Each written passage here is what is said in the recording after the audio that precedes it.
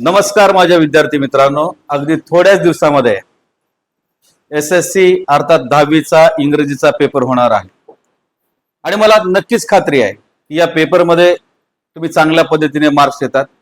पण तत्पूर्वी या पेपरचं पॅटर्न काय किंवा त्या पेपरमध्ये आपल्याला काय नेमकं सांगितलं आणि काय नेमकं आपल्याला करायचं आहे जेणेकरून आपल्याला चांगल्यातल्या चांगला स्कोर आपल्याला करता येईल, म्हणजे मेरिट आपल्याला कसं मिळवता येईल। तर लक्षात घ्या की 10वीचा पेपर ज्यावेळेस आपण सोडत असतो त्यावेळेस एक लक्षात घ्यायचं आपल्याला की या पेपरमध्ये जर आपण पाहिलं तर हा पेपर टोटल आपल्याला 80 मार्काचा आहे। 80 मार्कापैकी 20 मार्काचं म्हणजे 100 मार्काचं पैकी त्यापैकी 20 मार्काचं प्रॅक्टिकल आणि 80 मार्काची थिअरी अशी आहे। तर ऍक्टिव्हिटी सीट्स आहे, त्याच्यामध्ये 80 मार्काचा पेपर आहे। जवळपास 3 तास आपल्याला पेपरसाठी वेळ आहे आणि या पेपर्स मध्ये जे काही सिलेबस आहे किंवा ज्या काही गोष्टी आहेत त्या गोष्टी आपण आज या ठिकाणी शिकणार आहोत। तर लक्षात घ्या, एकच मिनिट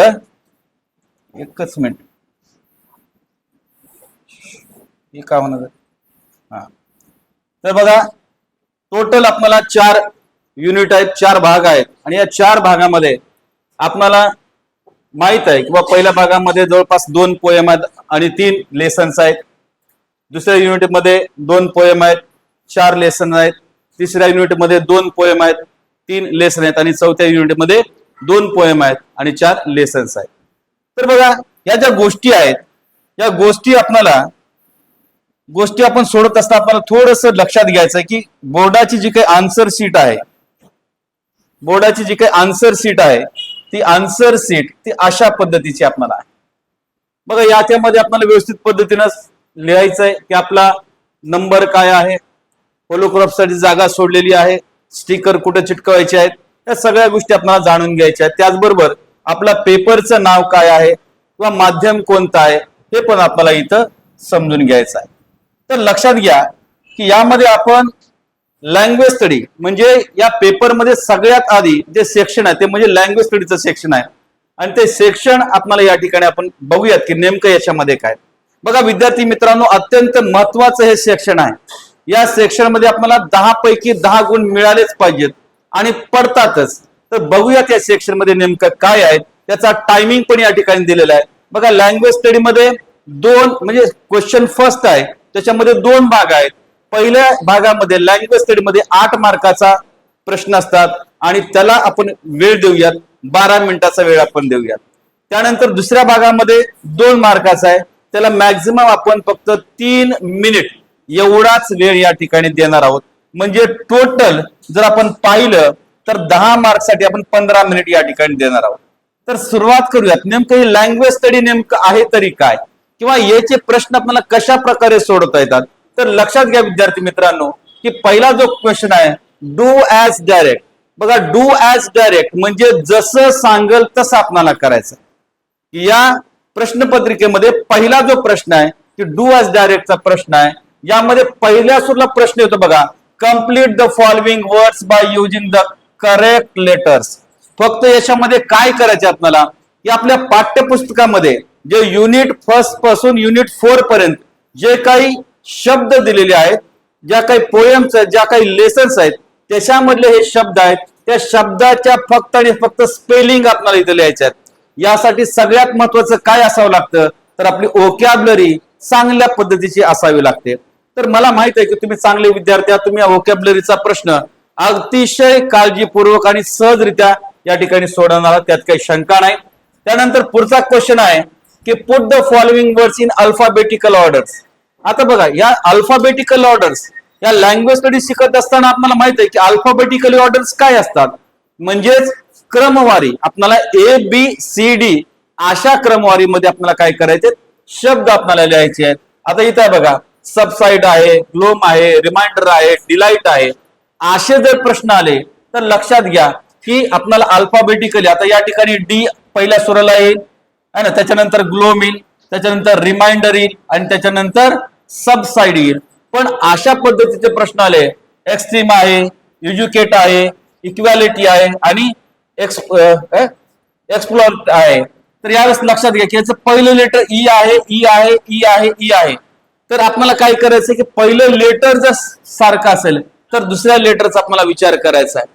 दुसरं लेटर सारखं आलं तर आपल्याला तिसऱ्या लेटरचा विचार करायचा आहे. अशा पद्धतीने आपल्याला प्रश्न सोडवायचे आहेत.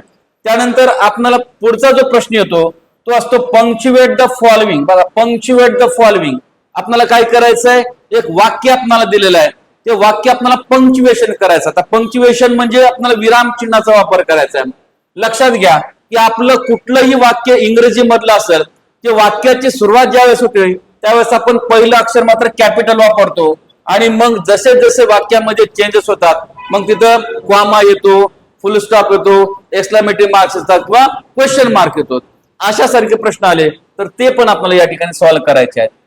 तर यानंतर चौथा जो प्रश्न आहे तो आहे बघा, make for words minimum of 3 letters each using the letters in the word. आता इथं अंडरस्टँडिंग, अंडरस्टँडिंग हा एक शब्द आहे. या अंडरस्टँडिंग शब्दापासून आपल्याला छोटे छोटे जे काही शब्द आहेत ते शब्द आपल्याला बनवायचे आहेत. मात्र अल्फाबेट्स कुठल्या घ्यायच्यात, या अंडरस्टँडिंग मधल्या अल्फाबेट्स आपल्याला घ्यायचे आहेत. मग आता कोणी तर लिहू शकतं, अंडर लिहू शकतं, कोड लिहू शकतं, स्टँड लिहू शकतं, अँड लिहू शकतं.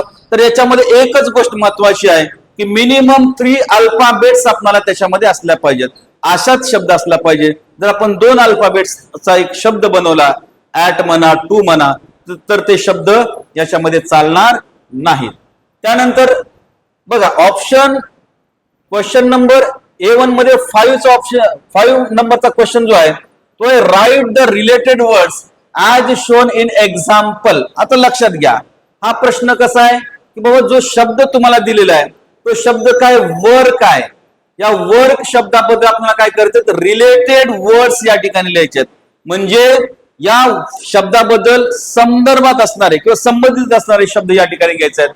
तर एक एक्झाम्पल या ठिकाणी दिलेलं आहे, ऑनेस्टी या ठिकाणी दिलेलं आहे. लक्षात घ्या ऑनेस्टी हे काय आहे, हे ऍडवर्ब्स आहे.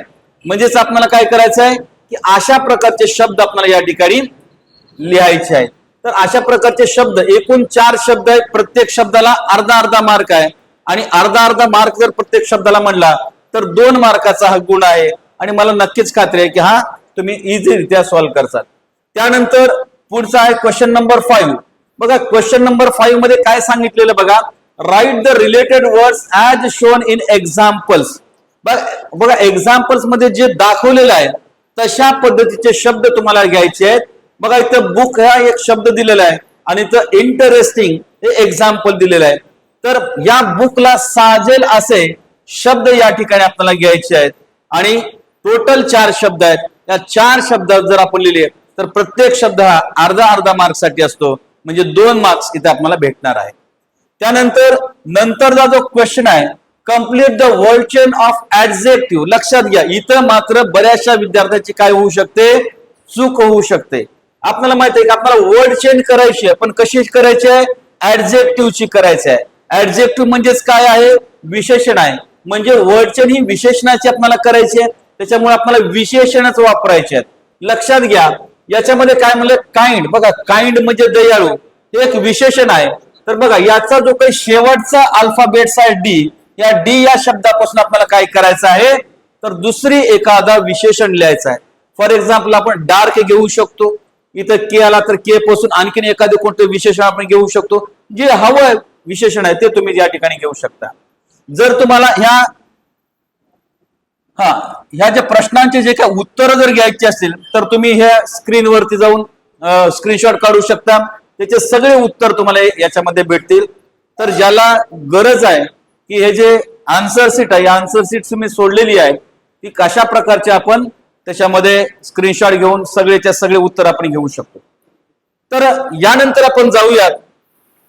यानंतर आहे क्वेश्चन फर्स्ट बी. बघा क्वेश्चन फर्स्ट बी हा काय म्हणतो, विद्यार्थ्यांना या प्रश्नाबाबतीमध्ये थोडस जरा सजग राहण्याची गरज आहे. का तर बरेचसे विद्यार्थी फ्रेजेस आणि क्लॉजेस म्हणलं की थोडस घाबरल्यासारखं करतात. पण मित्रांनो सांगतो की अजिबात घाबरायची काही गरज नाही. हे जे फ्रेजेस असतात, हे जे क्लॉजेस असतात, याच्यापासून फक्त आपल्याला काय करायचंय, उत्तर लिहायचं आहे. कसं लिहायचंय बघा इथं काय म्हणलेलं आहे, make a meaningful sentence by using the phrases to put tear into. बघा आता हा जो फ्रेजेस आहे टू फिट इनटू, हा जो फ्रेजेस आहे, हा फ्रेजेस पासून आपल्याला काय करायचंय, फक्त तो फ्रेजेस आपल्याला आपल्या वाक्यामध्ये वापरायचा आहे. आणि हे जर जमत नसेल तर त्याला ऑर म्हणून एक क्वेश्चन दिलेला आहे, तो म्हणजे add a clause to the following sentence to expand the meaningful. बघा, मिनिंगफुल एक सेंटेन्स आपल्याला तयार करायचं आहे. सेंटेन्स कसं करायचं आहे, एक्सपांड करायचं आहे, म्हणजे विस्तार करायचा आहे. म्हणजेच लक्षात आहे की बाबा क्लॉजचा आहे, क्लॉजचा विषय म्हटला तर आपल्याला लक्षात येतो की एक मेन क्लॉज आणि दुसरा सब ऑर्डिनेट क्लॉज. या ठिकाणी मेन क्लॉज दिलेला आहे, आपल्याला फक्त सब ऑर्डिनेट क्लॉज या ठिकाणी जोडायचा आहे. तो कसा जोडायचा आहे हे आपण उत्तरामध्ये पाहणारच आहोत. पुढचा क्वेश्चन आपण बघूयात. बघा, पुढचा क्वेश्चन आहे अटेम्प्ट एनी वन फॉर्म. बघा, या दोघांपैकी एक आपल्याला करायचं आहे. नेमकं या दोघांपैकी काय करायचं बघा, ऍड अ प्रिफिक्स और suffix to make a new words. आता बघा, आपल्याला काय करायचं आहे, अटेन दिलेला आहे आणि इकडे लकी दिलेला आहे. तर आपल्याला काय करायचं आहे, प्रिफिक्सेस आणि सफिक्सेस आहे. बघा, प्रिफिक्सेस आणि सफिक्स ज्याचा टॉपिक आपला ऑलरेडी झालेला आहे. बघा, प्रिफिक्स म्हणजे काय म्हणतो आपण, शब्दाच्या अलीकडे एक प्रत्यय लागत असतो, आणि सफिक्स म्हणजे काय म्हणतो, शब्दाच्या नंतर एक आपला प्रत्यय लागत असतो, त्याला आपण सफिक्स म्हणतो.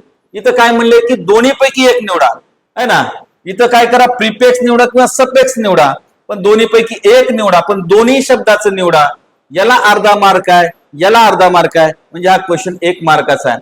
हा जर क्वेश्चन आपला सुटत नसेल तर दुसरा एक पर्याय आपल्या पुढे दिलेला आहे, तो म्हणजे काय, make a meaningful sentence using any one of the following words. म्हणजे हेच शब्द खाली आहेत बघा, अटेन पण खाली आहे आणि लकी पण खाली आहे. हेच शब्द आपल्याला घ्यायचे आहेत आणि एक आपल्याला वाक्य तयार करायचं आहे, म्हणजे त्याचा उपयोग आपल्याला वाक्यामध्ये करायचा आहे. एवढं जरी केलं तरी निश्चितरित्या आपण या प्रश्नामध्ये 10 पैकी 10 मार्क घेऊ शकतो. म्हणजेच अर्थात क्वेश्चन फर्स्ट ए मध्ये 8 मार्क आणि क्वेश्चन फर्स्ट बी मध्ये 2 मार्क. तर हे जे प्रश्न होते ते लँग्वेज स्टडीचे होते. ज्यांना कुणाला हे जे क्वेश्चन नंबर फर्स्ट बी चा जर हे सोल्युशन घ्यायचं असेल तर तुम्ही हे सोल्युशन घेऊ शकता, याचा स्क्रीनशॉट तुम्ही घेऊ शकता.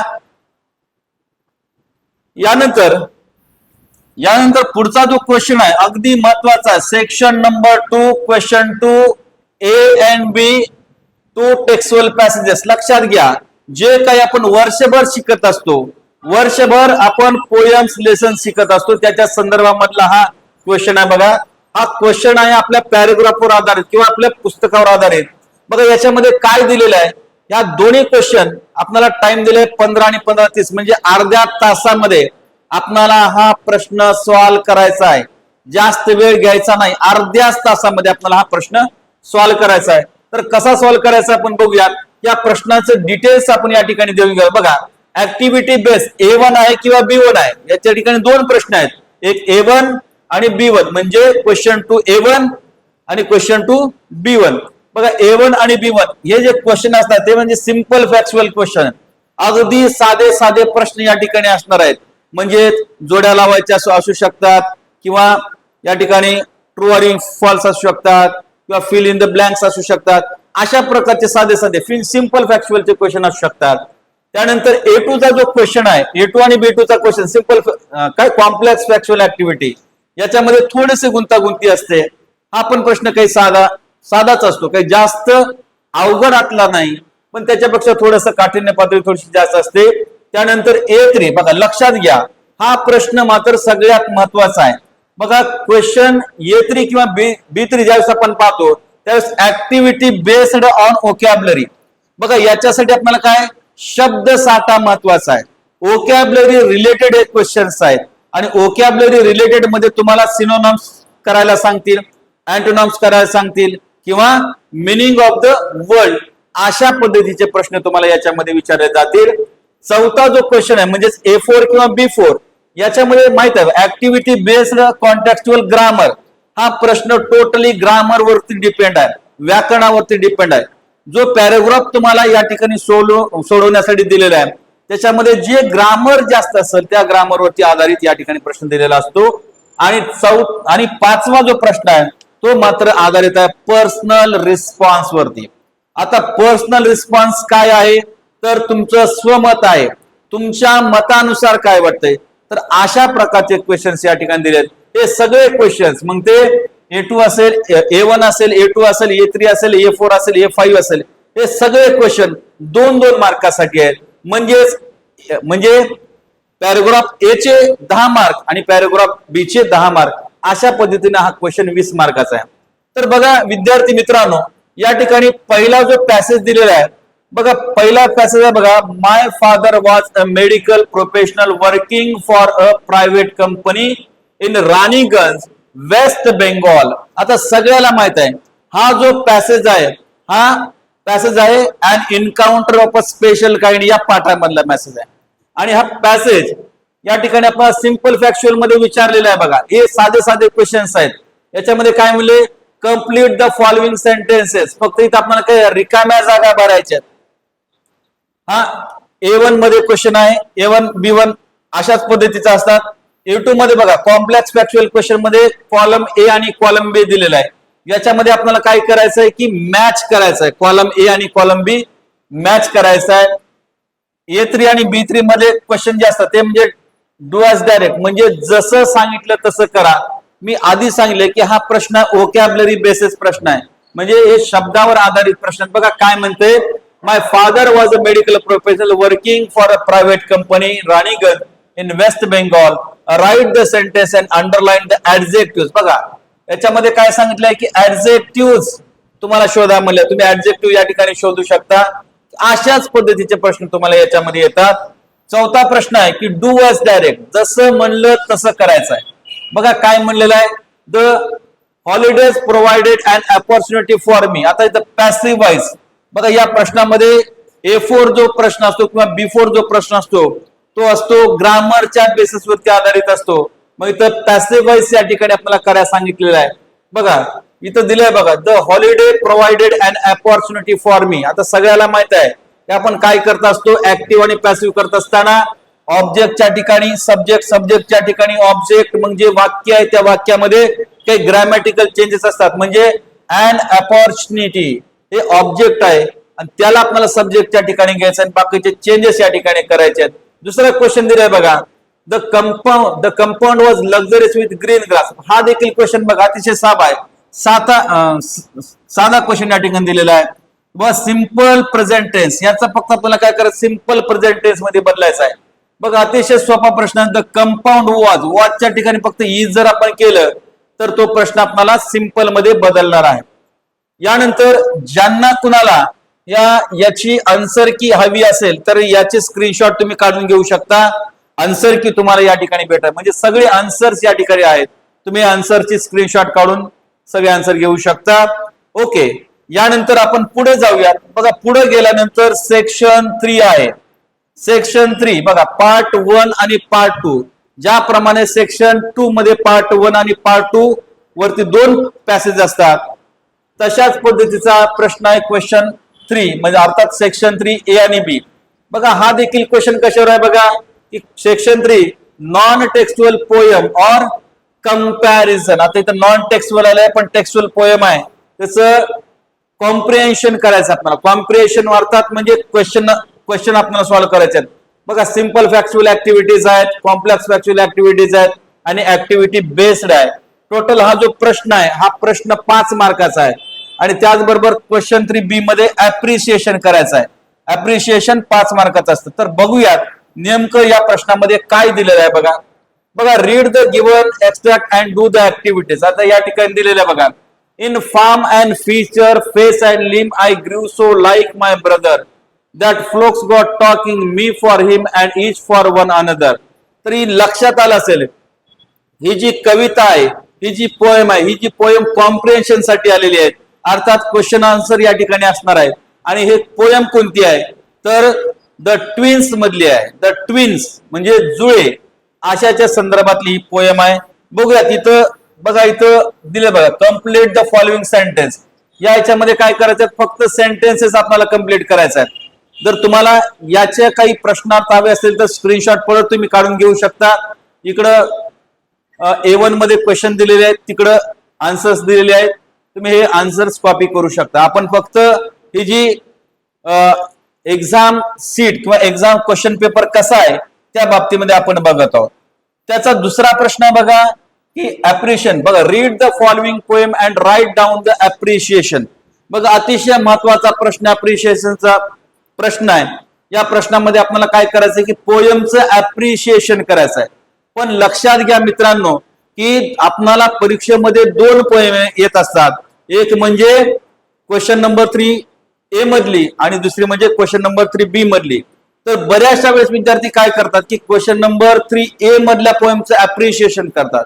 तर या गोष्टीचं थोडंसं गांभीर्य आपल्याला लक्षात घ्यायचंय की जी पोएम ऍप्रिशिएशन साठी आहे त्याचं ऍप्रिशिएशन करा, जी पोएम करी कॉम्प्रेशन साठी आहे त्या गोष्टीचं कॉम्प्रेशन करा. तर बघा, ऍप्रिशिएशन साठी पोएम आहे बघा अ टीनएजर्स प्रेयर. आता बघा, जे मॉर्स यांची ही कविता आहे आणि ऍप्रिशिएशन या ठिकाणी दिले. बघा, ऍप्रिशिएशन कसं करायचं आहे तर काही पॉइंट दिलेले आहेत. ऍप्रिशिएशन मध्ये टायटल दिलेलं आहे. आता टायटल काय? ऑब्विसली टीनएजर्स प्रेयर हे टायटल आहे. नुसतं टीनएजर्स प्रेयर आहे. नेम, पोएट्स नेम काय? जे मॉर्स आहे. रायमिंग स्कीम काय? लक्षात घ्या, रायमिंग स्कीम. बरेचसे विद्यार्थी रायमिंग स्कीमच्या बाबतीमध्ये गांभीर्यता बाळगत नाहीत. लक्षात घ्या, रायमिंग स्कीम कुठं असते तर शेवटच्या शब्दावरती असते. लक्षात घ्या, रायमिंग स्कीम कुठं असते तर शेवटच्या शब्दावर असते. हे शेवटचे शब्द जे असतात, हे शेवटचे शब्द, एकच मिनिट, हे शेवटचे जे शब्द असतात, हे शेवटचे शब्द बघा लक्षात घ्या. इथं बिगिनिंग्स आहे, मेक आहे, चूज आहे आणि टेक आहे. तर लक्षात घ्या, बिगिनिंग्सला A, मेकला B, चूजला C आणि मेक आणि टेक हे यमक असते. त्याच्यामुळं परत ये, म्हणजेच या ज्या कडवं जे पहिलं कडवं आहे त्याची रायमिंग स्कीम काय आहे? ABCB. इथं आपण उत्तरामध्ये दिलेली आहे. तर लक्षात घ्या मित्रांनो, इथं आपण सगळ्याच गोष्टी सॉल्व्ह केलेल्या आहेत है ना. पोएटचं नाव काय आहे किंवा टायटल काय आहे, रायमिंग स्कीम काय आहे, फिगर ऑफ स्पीच कोणती वापरली आहे आणि सेंट्रल आयडिया कोणती आहे हे पण सगळं वापरलं आहे. जर या कवितेची जर तुम्हाला ऍप्रिशिएशन हवं असेल तर याचे स्क्रीनशॉट तुम्ही काढून घेऊ शकता. तर पुढे जाऊयात विद्यार्थी मित्रांनो. पुढे लक्षात घ्या, पुढे आहे सेक्शन नंबर 4. आता मात्र विद्यार्थी मित्रांनो आपल्याला लक्षात येतं की ज्या वेळेस सेक्शन 1, सेक्शन 2 आणि सेक्शन 3 संपतं आणि सेक्शन 4 ला आपण सुरुवात करतो त्यावेळेस थोडस आपला कॉन्फिडन्स लो झालेला असतो. पण विद्यार्थी मित्रांनो असं काहीच नसतं. बघा, सेक्शन 4 मध्ये काय आहे? Non textual passage and summary writing. याच्यामध्ये फक्त काय करायचं आपल्याला की नॉन टेक्स्टुअल पॅसेज आहे, तो पॅसेज आपल्याला माहित नाही आणि त्या पॅसेजची समरी आपल्याला लिहायची आहे. तर हे करण्यासाठी काय करावं लागेल आपल्याला? प्रथमतः तो पॅसेज आपल्याला अंडरस्टँड करावा लागेल, समजून घ्यावा लागेल. त्या पॅसेज मधल्या महत्वाच्या गोष्टी आपल्याला घ्याव्या लागतील. बरेचसे विद्यार्थी काय करतात की पॅसेज न अंडरस्टँड करतात, क्वेश्चन आन्सर सोडायला सुरुवात करतात. ही फार चुकीची गोष्ट आहे. म्हणून मी सर्व विद्यार्थी मित्रांना सांगू इच्छितो की प्रथमतः तुम्ही काय करा की पूर्ण पॅसेज हा रीड करा, वाचा, समजून घ्या. बघा, याच्यामध्ये क्वेश्चन नंबर 4 आहे. बघा, question number 4 non textual passage for comprehension. 10 मार्काचा प्रश्न आहे. जसं तुम्ही पहिला प्रश्न सोडवला क्वेश्चन नंबर 2A आणि 2B. तर बघा या ठिकाणी काय A1, A2, A3, A4, A5 अगदी तसेच प्रश्न आहेत. म्हणजेच आपण जसा पॅराग्राफ पॅसेज सोडवतो तशाच प्रकारचे प्रश्न आहेत. फक्त ते ओळखीचे असतात, हे ओळखीचे नसतात. पण आपण समजून घेऊन याची पण ओळख आपण केली पाहिजे. त्यानंतर दुसरा जो क्वेश्चन आहे की बाबा summary writing of non textual passage given in question 4A. बघा, जो 4A मध्ये म्हणजेच हाच पॅसेज, म्हणजे पॅसेज एकच आहे. समरी रायटिंग साठी पण पॅसेज तोच आहे आणि नॉन टेक्स्टुअल साठी पण पॅसेज तोच आहे. एकच पॅसेज आहे. तो 10 मार्काला आपल्याला प्रश्न उत्तरासाठी येतोय आणि 5 मार्काला आपल्याला समरी रायटिंग साठी येतोय. तर बघूयात नेमकं याच्यामध्ये नेमकं काय असतं. तर बघा, अशा प्रकारचं एक पॅसेज आहे. Read the following extract and complete the following activities. बघा विद्यार्थी मित्रांनो, नेमकं या पॅसेज मधल्या महत्वाच्या गोष्टी काय आहेत त्या मी इथं थोड्याशा अंडरलाईन केलेल्या आहेत आणि त्यानुसार आपल्याला समरी इझिली आपण काढू शकतो. तर लक्षात घ्या की याच्यामध्ये जसं आपण म्हणलेलं आहे की बाबा क्वेश्चन 4A मध्ये काय आहे? A1 आहे. A1 मध्ये काय? Read the passage and complete the sentence in 1 or 2 words. 1 किंवा 2 शब्दामध्ये आपल्याला काय करायचंय? ते क्वेश्चन आणि आन्सर सॉल्व्ह करायचे. ते तुम्ही इझिली करू शकता जसं आपण पॅसेज अंडरस्टँड केला तर. त्यानंतर त्याचे आन्सर पण दिले आहेत बघा, लक्षात घ्या. जर कुणाला आन्सर पण हवे असतील तर आन्सर पण या ठिकाणी दिलेले आहेत, तुम्ही स्क्रीनशॉट या ठिकाणी काढून घेऊ शकता. A2 मध्ये बघा, A2 मध्ये पण काय म्हणले बघा, what were the conditions of the hospital 100 years ago. बघा 100 वर्षापूर्वी हॉस्पिटलची कंडिशन्स काय असते त्याच्याबद्दल दिलेला आहे. त्याचं आन्सर पण या ठिकाणी थोडक्यात लिहिण्याचा आपण प्रयत्न केलेला आहे. त्यानंतर A3 मध्ये बघा, A3 हा नेहमी आणि नेहमीच शब्दावर आधारित असणारा क्वेश्चन आहे, ओकॅब्युलरी रिलेटेड क्वेश्चन आहे. लक्षात घ्या, ओकॅब्युलरी रिलेटेड म्हणजे काय म्हणलं बघा इथं, write opposite words from the passage for. बघा इथं अपोजिट वर्ड्स आपल्याला लिहायचे आहेत. ज्यांना कुणाला याचे आन्सर घ्यायचे तो आन्सर तुम्ही घेऊ शकता. बघा अपोजिट आहे बघा, closed, opened, healthy, unhealthy, sad, happy, enemy, friends. तर अशा पद्धतीचा प्रश्न वोकॅब्युलरी रिलेटेड येऊ शकतो. क्वेश्चन नंबर A4 मध्ये बघा, ऍड अ क्वेश्चन टॅग आणि use as well as. Add a question tag आणि यूज ऍज वेल ऍज हा देखील प्रश्न, म्हणजे हा प्रश्नच कशाची रिलेटेड आहे तर ग्रामरची रिलेटेड. म्हणजे A4 जिथं जिथं ग्रामर तिथं तिथं, हे लक्षातच घ्या तुम्ही. A4 चा प्रश्न आहे तर नक्कीच तो ग्रामरचा प्रश्न आहे. तर या ठिकाणी त्याची उत्तर पण दिलेली आहेत. आणि सगळ्यात शेवटला म्हणजेच क्वेश्चन A5 आपण काय म्हणतो, पर्सनल रिस्पॉन्स. बघा वैयक्तिक मत. बघा काय म्हणते, what do you want to become in your life, why. तुम्हाला तुमच्या आयुष्यामध्ये काय बनायचं आणि का बरं बनायचं.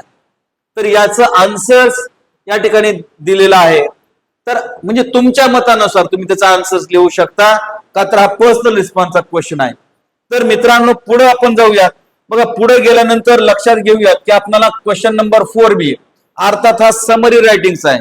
बरेचसे विद्यार्थी काय करतात, समरी कशी लिहायची. तर एक ऍज अ टीचर किंवा ऍज अ पेपर चेकर या नात्याने मी सांगू इच्छितो की ज्यावेळेस तुम्ही समरी लिहिता, बऱ्याचशा वेळेस समरीमध्ये बरेचसे विद्यार्थी काय करतात की ऍज इट इज लाईन वापरतात.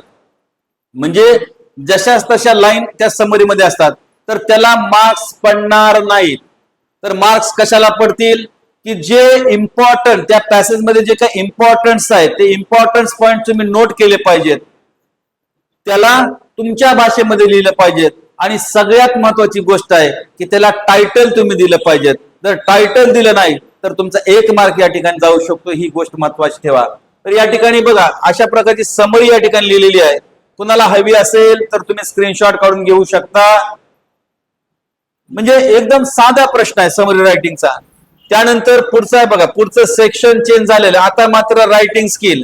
जसे जसे सेक्शन चेंज होतात तशा तशा पद्धतीने आपल्या मनामध्ये भीती वाढत जाते. पण घाबरून जाऊ नका विद्यार्थी मित्रांनो.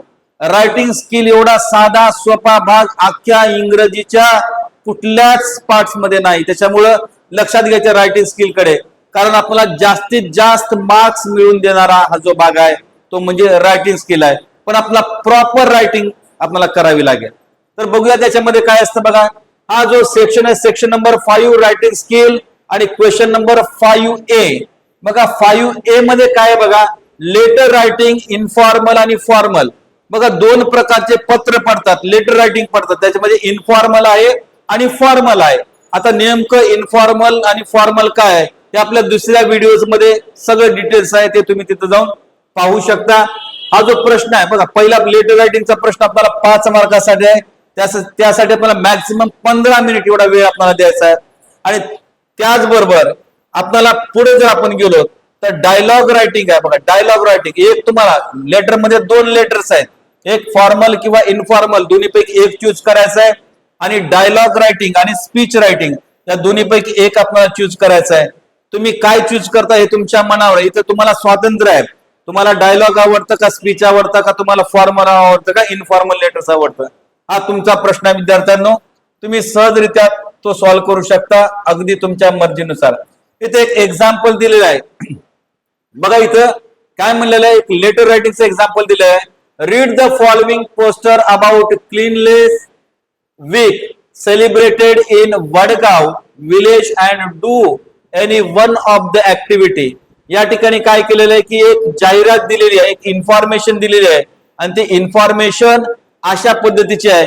या दोन्ही पैकी एक लेटर्स आपण लिहायचं आहे. बघा पहिलं लेटर काय दिलेलं आहे, इनफॉर्मल दिलेलं आहे. Write a letter to your friend telling him how you celebrated cleanliness week makes use of given points in the poster also you own points. म्हणजे आपल्याला स्वतःचे पण काही पॉइंट्स ऍड करायचे आहेत किंवा फॉर्मल लिहायचं असेल तर फॉर्मल लेटर्स पण तुम्ही लिहू शकता. त्या दोन्ही पैकी एक लेटर्स तुम्ही या ठिकाणी लिहू शकता. त्याचबरोबर पुढचा बघा इनफॉर्मल लेटर्स. इनफॉर्मल लेटर्स काय आहे तर याची सगळी माहिती आपल्या दुसऱ्या व्हिडिओज मध्ये टाकलेली आहे. काय फॉर्मल आहे, काय इनफॉर्मल आहे, सगळी माहिती तुम्ही घेऊ शकता. आज फक्त आपण पेपरच्या बाबतीमध्ये या ठिकाणी चर्चा करत आहोत. तर लक्षात घ्या की हे काही महत्वाचे मुद्दे आहेत. बघा आपल्याला इनफॉर्मल लेटर्स किंवा फॉर्मल लेटर्स लिहायचं असेल तर अशा पद्धतीचे काही मेन मुद्दे आहेत की ते लिहिल्यामुळे आपल्याला जास्तीत जास्त मार्क्स पडतील. सगळ्यात महत्वाचं सेंडर ऍड्रेस. लक्षात घ्या सेंडर ऍड्रेस म्हणजे पाठवणाऱ्याचा पत्ता जर दिला असेल तर लिहा, नाही तर आपण स्वतःचा लिहू शकतो. त्याला अर्धा मार्क्स या ठिकाणी दिलेला आहे. त्यानंतर सॅल्युटेशन्स म्हणजे for example dear, my dear अशा प्रकारचे शब्द प्रयोग आपण करतो, त्याला अर्धा मार्क आहे. त्याच्यानंतर main body of the letter. बघा आता main body of the letter हा सगळ्यात जास्त मार्क्स देणारा पार्ट आहे. त्याच्यामध्ये जवळपास 2.5 मार्काचा भाग आहे. त्या 2.5 मार्काच्या भागामध्ये आपल्याला काय करायचं आहे की 3 किंवा 4 पॅराग्राफ मध्ये आपल्याला भाग लिहायचा. त्याच्यानंतर क्लोजिंग लाईन्स. बघा सगळ्यात महत्वाची गोष्ट, लेटर लिहिल्यानंतर जी लाईन आपण क्लोज करतो त्याला अर्धा मार्क आहे. आणि इथं दिलंय बघा की ग्रामर, जर आपण योग्यरित्या भाषेचा वापर केला, ग्रामरचा वापर केला, योग्यरित्या त्या सगळ्या गोष्टी आपण व्यवस्थित केल्या तर नक्कीच हा 1 मार्क पडणार आहे. आणि 5 पैकी 5 मार्क तुम्हाला याच्यामध्ये पडतील, यात काही शंका नाही जर अशा पद्धतीने आपण गेलो तर. त्याप्रमाणे इनफॉर्मलचं पण तसंच आहे. इनफॉर्मल कसं आहे बघा की सेंडर डिटेल्स म्हणजे आपण काय करत असतो, सेंडर डिटेल्स पत्ता पाठवणार म्हणजे कोण पाठवणारे लेटर त्याचा, त्याच्यानंतर रिसिपंट्स ऍड्रेस म्हणजे कोण रिसिव्ह करणार त्याचा ऍड्रेस, त्याच्यानंतर subject, reference, salutation, main body, closing line आणि ग्रामर अगदी तशाच पद्धतीचा आहे. म्हणजे फक्त एक लाईन ती जास्त आहे. म्हणजे रिसिव्हर ऍड्रेस. बघा याच्यामध्ये रिसिव्हर ऍड्रेस कुणा आपण पत्ता कुणाला पडते महत्वाचा आहे. इथे एक एक्झाम्पल्स या ठिकाणी दिलेलं आहे, यालाच शोधून तुम्ही याचं स्क्रीनशॉट काढून घेऊ शकता. बघा एक इन्फॉर्मल लेटरचं एक्झाम्पल या ठिकाणी दिले, याचं मार्कचं पण बघा कशा पद्धतीने आपण सेंडर ऍड्रेस पाठवणाऱ्याचा पत्ताला अर्धा मार्क या ठिकाणी दिलेला आहे. त्याच्यानंतर सॅल्युटेशन्स आहे अर्धा मार्क दिलेला आहे. Body of the letter 2.5 mark दिलेला आहे. त्याच्यानंतर जे काही क्लोजिंग लाईन आहे त्याला अर्धा मार्क आहे आणि ग्रामरला 1 मार्क. म्हणजे ग्रॅमॅटिकली हे सगळं जे लेटर आहे ते योग्य असल्यामुळे त्याला 1 मार्क द्या. तर अशा पद्धतीने आपण काय करू शकतो की 5च्या 5 मार्क आपण या लेटर्स मध्ये घेऊ शकतो. तर मित्रांनो दुसरे उदाहरण आहे की बाबा ज्याला फॉर्मल लेटर लिहायचं आहे. बघा ज्याला फॉर्मल लेटर लिहायचं आहे त्याचं पण एक्झाम्पल या ठिकाणी दिलेलं आहे की ज्याप्रमाणे सेंडर ऍड्रेस आहे, रिसिव्हर ऍड्रेस आहे, त्याच्यानंतर जो काही सब्जेक्ट आहे, त्याच्यानंतर ज्या काही आपल्या स्टेप्स आहेत त्या सगळ्या स्टेप्स नुसार या ठिकाणी दिलेत. याचे पण स्क्रीनशॉट काढून तुम्ही घेऊ शकता. त्यानंतर पुढचा क्वेश्चन जो महत्वाचा आहे बघा, पुढचा क्वेश्चन महत्वाचा आहे सेक्शन 5 मधला रायटिंग स्किल मधला 5B. बघा 5B हा क्वेश्चन तुम्हाला 5 पैकी 5 मार्क देणारा क्वेश्चन आहे. या क्वेश्चन मध्ये नेहमी लक्षात घ्या याच्यामध्ये डायलॉग आणि स्पीच रायटिंग आहे. तुम्हाला डायलॉग लिहायचे का स्पीच लिहायचा आहे ते तुम्हाला ठरवायचं आहे. तर प्रथमतः आपण डायलॉग बघूयात. बघा या ठिकाणी काय म्हणले बघा, remember study all chitchat activities from the text book. हे जे डायलॉग दिले आहेत हे डायलॉग दिलेले दुसरे तिसरे कुठले नसून तुम्हाला जे चिटचॅटचे क्वेश्चन असतात त्याच्यामध्ये दिलेले जे वाक्य असतात ते तुम्हाला काय करायचे, व्यवस्थित पद्धतीने वाचून घ्यायचे आणि काय करायचे, preparing a dialogue from jumble sentence. तुम्हाला इथं 4 प्रकारचे वाक्य दिले जातील. फक्त याचा क्रम लावायचा आहे, कोणता आधी आहे, कोणता नंतर आहे, कोणता त्याच्यानंतर आणि कोणता शेवटला आहे. त्याला 1 मार्क्स आहेत. त्याच्यानंतर कम्प्लीट द डायलॉग. आता इथं 2 प्रश्न तुम्हाला विचारले जाणार आहेत. या 2 प्रश्नाचं उत्तर सरळ साधं सोपं तुमच्या भाषेमध्ये लिहायचं आहे, त्याला 1 मार्क्स आहे. आणि त्याच्यामध्ये सी नंबरचा जो क्वेश्चन आहे, write a dialogue on the given topic. तर याच्यामध्ये एक तुम्हाला टॉपिक दिला असेल, त्या टॉपिक मध्ये तुम्हाला काय करायचंय, डायलॉग डेव्हलप करायचा आहे. आता डायलॉग डेव्हलप करताना एक इथं सूचना दिली आहे बघा, काय दिलेलं आहे, here you have to write develop a dialogue minimum 3 meaningful exchanges on the given topic. लक्षात घ्या, जो टॉपिक आपल्याला दिलेला आहे, जो क्वेश्चन आपल्याला त्या क्वेश्चन मध्ये टॉपिक दिलेला आहे, त्याचे कमीत कमी 3 एक्सचेंजेस लिहिणं महत्वाचं आहे. म्हणजे फॉर एक्झाम्पल राम आणि श्याम मधला जर डायलॉग लिहा म्हणलं तर रामचे 3 वाक्य, एकदा राम पुन्हा श्याम पुन्हा राम पुन्हा श्याम पुन्हा राम पुन्हा श्याम, अशा पद्धतीचे 3 वाक्य या ठिकाणी लिहिणं गरजेचं आहे. तर या ठिकाणी एक एक्झाम्पल आहे, ते एक्झाम्पल तुम्ही या ठिकाणी स्क्रीनशॉट काढून घेऊ शकता. स्क्रीनशॉट काढून घेऊ शकता. बघा हे जंबलचं आहे, जंबल सेंटेन्सेस, त्याचे आन्सर पण खाली दिलेले आहेत. त्याच्यानंतर तो दुसरा क्वेश्चन आहे बघा, B1 डायलॉग रायटिंग, इथं 2 दिले बघा, कंप्लीट द फॉलोइंग डायलॉग, 2 प्रश्न दिले आहेत, त्या दोन्ही प्रश्नाचे उत्तरासकट तुम्हाला या ठिकाणी दिलेलं आहे, ते तुम्ही घेऊ शकता. त्यानंतर थर्ड क्वेश्चन म्हणजे आपण क्वेश्चन नंबर सी म्हणतो बघा, write a dialogue importance of sports between you and your friend minimum 3 meaningful exchanges. बघा इथं सरळ म्हणलं आहे की तुम्ही आणि तुमच्या मित्रामध्ये इम्पॉर्टन्स ऑफ स्पोर्ट्स वरती 3 एक्सचेंजेस, मिनिमम 3 एक्सचेंजेस असणारा डायलॉग तुम्हाला काय करायचंय, लिहायचा आहे. हा एक नमुना तुम्हाला या ठिकाणी दिलेला आहे, तुम्ही हे पाहू शकता, स्क्रीनशॉट काढून घेऊ शकता. त्याच्यानंतर क्वेश्चन नंबर 5B बघा, क्वेश्चन नंबर 5B ला ऑर म्हणजे डायलॉग रायटिंगला ऑर आहे स्पीच रायटिंग. आता maximum student avoid the speech writing, but speech writing is as easy as dialogue writing. Dialogue writing सारखंच आहे, फक्त काही स्टेप्स आहेत, त्या स्टेप्स फक्त फॉलो करणं गरजेचं आहे. पण जास्तीत जास्त स्टुडंट डायलॉग रायटिंग कडे वळतात, हरकत नाही, तुम्हाला जे सोपं पडतंय ते तुम्ही करत जा.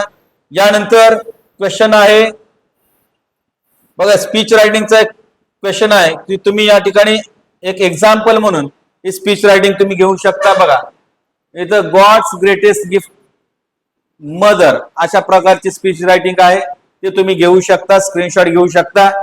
यानंतर पुढचा जो सेक्शन आहे, सेक्शन नंबर 5 इन्फॉर्मेशन ट्रान्सफर. बघा इन्फॉर्मेशन ट्रान्सफर म्हणजे काय करायचं, माहितीचं आदान प्रदान करायचं आहे. म्हणजे या ठिकाणी 2, एक verbal to non verbal. Verbal म्हणजे काय, जे काही वर्ब असतात किंवा जे काही शब्द असतात त्या शब्दाची माहिती एखाद्या आकृतीमध्ये, एका पाय चार्ट असेल, फ्लो चार्ट असेल किंवा टेबल असेल, अशामध्ये रूपांतर करायचं आहे, किंवा एखाद्या पाय चार्ट फ्लो चार्टचं रूपांतर तुम्हाला शब्दामध्ये करायचं आहे.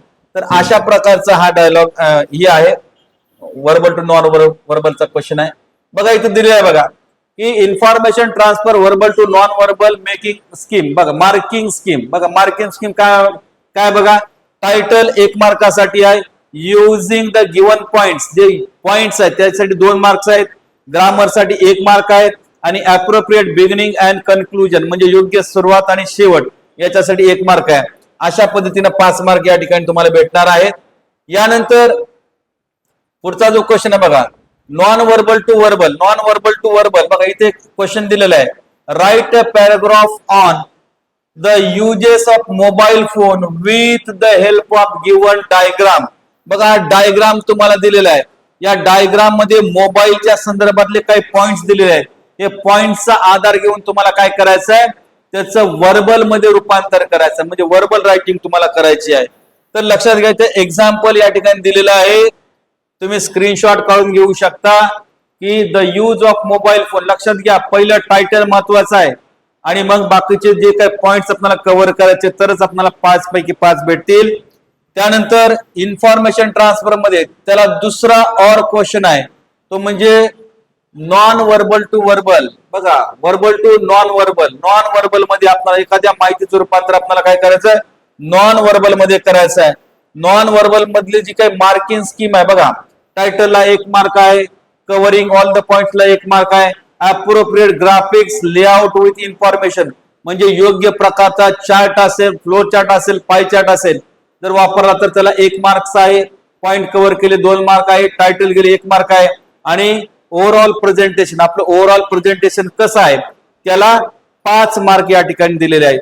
तर अशा पद्धतीने आपण काय करू शकतो, we can easily solve the question. बघा इथे एक दिला बघा, काय दिले बघा, outside the central library there is a board displaying some rules and regulation for the members. Write above rules and regulations in the tables do आणि don'ts. अतिशय साधा आणि सोपा प्रश्न बघा. हा प्रश्न जर परीक्षेमध्ये आला तर तुमचं नशीब उजळ म्हणून समजा. 5 पैकी 5 मार्क. लक्षात घ्या, इथं डू आणि डोन्ट्स आपल्याला म्हणताय. मग इथं काही प्रश्न आपला, इथं काही सेंटेन्सेस आपला टोटल 8 वाक्य आपल्याला दिलेले आहेत. या 8 वाक्याचं काय करायचं आहे की आपल्याला डू आणि डोन्ट्स. डू म्हणजे करावे, डोन्ट्स म्हणजे करू नये. लक्षात घ्या, पहिला मुद्दा दिला बघा, you should write your name and registered number in the register before entering the library. बघा इथं काय म्हणजे हा सकारात्मक आहे, म्हणजे हा डूज मध्ये येणार आहे. पण उत्तर लिहिताना काय करायचं आहे मी सांगेन. पहिल्या सुला सगळं वाचून घ्या, त्याच्यानंतर आपण डायरेक्टली आन्सर कडे जाऊयात, कारण व्हिडिओ खूप लांब होत आहे. तर लक्षात घ्या बघा, डू आणि डोंट्स बघा अशा पद्धतीचं आहे, म्हणजे काय करायचंय आणि काय करायचं नाही हे जी इन्फॉर्मेशन दिलेली होती त्याचं आदान प्रदान करायचं आहे. तर बघा इथं अशा पद्धतीचं आहे. बघा लक्षात घ्या की rules and regulation for members. बघा अशा प्रकारचा टायटल आपण टाकलेला आहे. आता डूज काय करायचं आहे, write your name and registered number in. बघा अशा पद्धतीचं दिलेलं आहे, म्हणजे राईट युअर नेम. राईट हे काय वर्ब आहे. बघा लक्षात घ्या, इथं राईट हे वर्ब आहे, त्यानंतर पे हे वर्ब आहे, मेंटेन हे वर्ब आहे आणि रिटर्न द बुक्स हे देखील काय आहे त्याचा एक भाग आहे. म्हणजे आपण काय करत असतो की जे काही इम्परेटिव्ह सेंटेन्स आहेत, इम्परेटिव्ह सेंटेन्सचा वापर या ठिकाणी करत असतो. म्हणजे आज्ञार्थी वाक्य, जनरली आज्ञार्थी वाक्यापासूनच आज्ञार्थी वाक्य त्याच्यामध्ये असतात. इकडे पण बघा, don't write, don't take, don't eat, don't disturb. म्हणजे जे करायचे नाहीत त्याच्या अलीकडे आपण काय केलं, डोंट लावलंय. आणि इम्परेटिव्ह सेंटेन्स इकडे पण आणि इकडे पण. तर अशा पद्धतीने हा क्वेश्चन आपण सॉल्व्ह करू शकतो. त्यानंतर पुढचा जो क्वेश्चन आहे सेक्शन हा बी झाला. आता न्यूज रिपोर्ट. आता लक्षात घ्या, न्यूज रिपोर्ट. आता बरेचसे विद्यार्थ्यांना न्यूज रिपोर्ट आणि स्टोरी रायटिंग याच्यामध्ये थोडंसं कन्फ्युजन असतं, कारण हे सगळ्यात महत्वाचं. बघा लक्षात घ्या, न्यूज पण काय आहे, भूतकाळामध्ये घडलेली आहे. स्टोरी पण काय आहे, भूतकाळामध्ये घडलेली आहे. या दोन्ही गोष्टी काय भूतकाळामध्ये झालेल्या आहेत. म्हणून आपण जास्तीत जास्त पास्ट टेन्सचा वापर या ठिकाणी केला पाहिजे. इथं काही महत्वाच्या काही गोष्टी या ठिकाणी दिलेल्या आहेत. त्याच्यामध्ये बघा हेडलाईन आहे, लीड लाईन आहे ना, बाय लाईन आहे, फॅक्ट्स आहेत. तर अशा प्रकारच्या ज्या काही माहिती आहे त्या माहितीचं आपल्याला हे क्वेश्चन सॉल्व्ह करताना महत्वाचं आहे. बघा टायटल अँड द बिगिनिंग्सला 1 मार्क दिलेला आहे. यूज ऑफ अप्रोप्रिएट पॉइंट्सला 2 मार्क दिले आहेत. Logical order and conclusion 1 mark दिले आहे आणि व्होकॅब्युलरी आणि ग्रामरला 1 मार्क्स दिले आहेत. म्हणजे अशा प्रकारे ही काय मार्किंग स्कीम आहे. अशा पद्धतीने जर आपण सोडवलं तर निश्चित आपल्याला 5 पैकी 5 भेटणार आहेत. बघा इथे एक एक्झाम्पल दिलंय, बघा एक क्वेश्चन दिलाय, prepare a news report with the help of given headline you may use the given points. आता बघा, tiger attacked 8 years old at Rajiv Gandhi national park. अशा प्रकारची हेडलाईन या ठिकाणी दिलेली आहे. मग काय करायचं बघा, पॉइंट दिले बघा, हेडलाईन लिहायची आहे, बाय लाईन लिहायची आहे. बाय लाईन अर्थात काय आहे, डेट लाईन म्हणजे दिनांक लिहायचा आहे, आणि लीड लाईन अर्थात इंट्रोडक्शन लिहायचं आहे, आणि फॅक्ट्स म्हणजे नेमकं काय झालं आहे. तर याच्या संदर्भातली एक जी न्यूज आहे ती न्यूज या ठिकाणी दिलेली आहे. जर तुम्हाला हवी असेल तर तुम्ही आता स्क्रीनशॉट काढून घेऊ शकता.